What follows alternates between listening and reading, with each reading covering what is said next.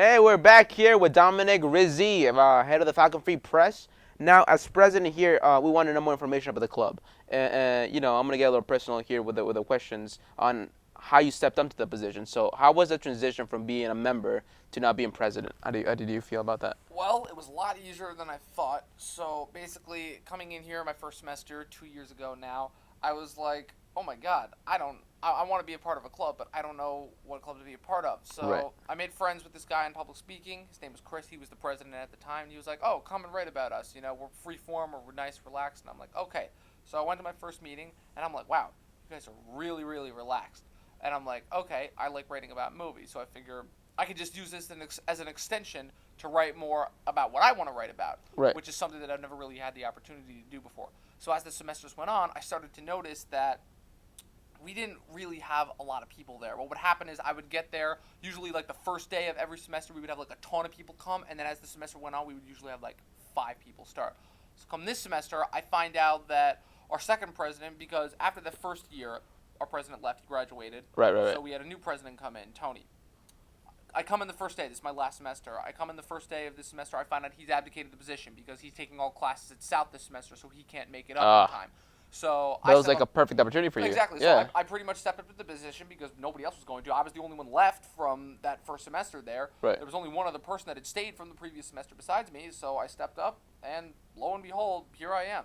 Now, do you find yourself with big shoes to fill? Like, did you feel like... Not really, because managing the Falcon Free Press is not like managing the environmental club or like Right. managing the what's it called, the speech and debate club. It's basically we sit there, we have a bunch of people, and we basically try to encourage as much free-form conversation as we want, because I find that people work best when they want to do something and when they don't feel like they have to. Right. And that's really what I want to do. Is I don't want anyone to feel like they have an obligation to come. I feel like if they are here, the only reason why they would be here is if they want to be here. If they don't want to be here, what's the point of them showing up? I mean, if you like it, you want to put in the effort. Exactly. You know, that's what we want. You guys want a Exactly. But contribution that's to the point, club, is yeah. that we're trying to show that we want as many people to write as we want because they want to write. Right. If they don't want to write, they're wasting our time.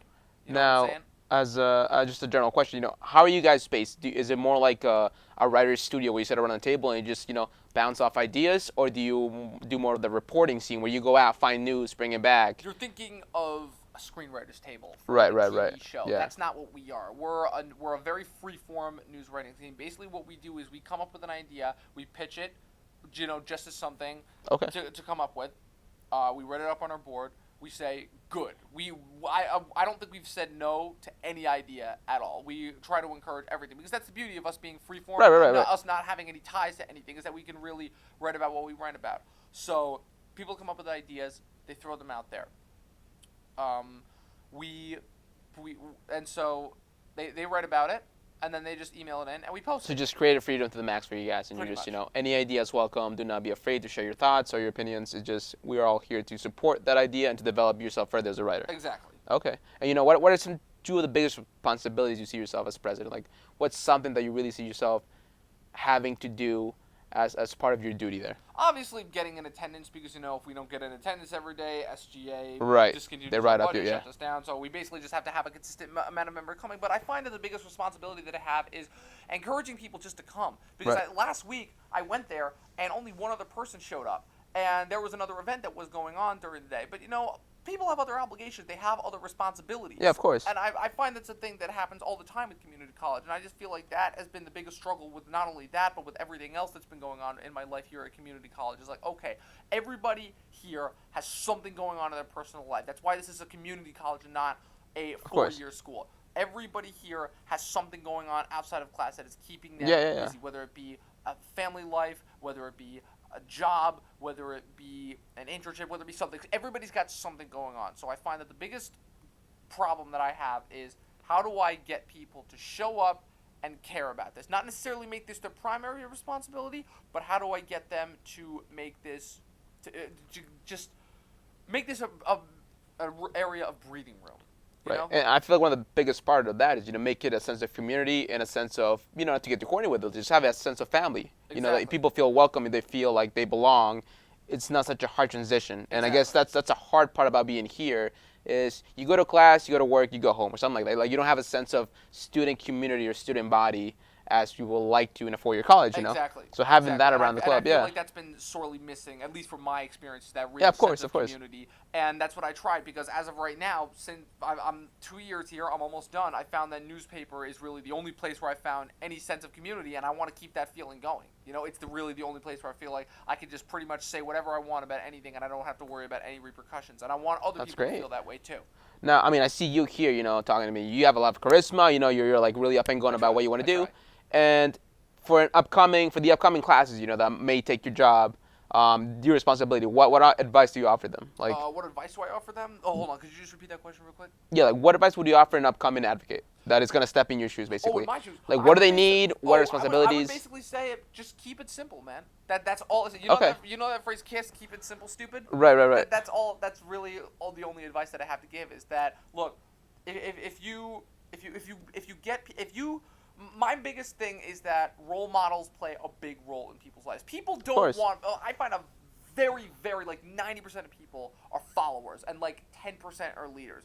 Everybody wants to follow someone, but nobody wants to really step up and take the shoes and really inspire someone. I find that if someone is in the leadership shoes, right, and they're encouraging people to write because they're passionate about writing, I feel like that'll get other people to follow. And like I said, I'm not throwing any shade at anybody. I'm not trying to insult anybody at all.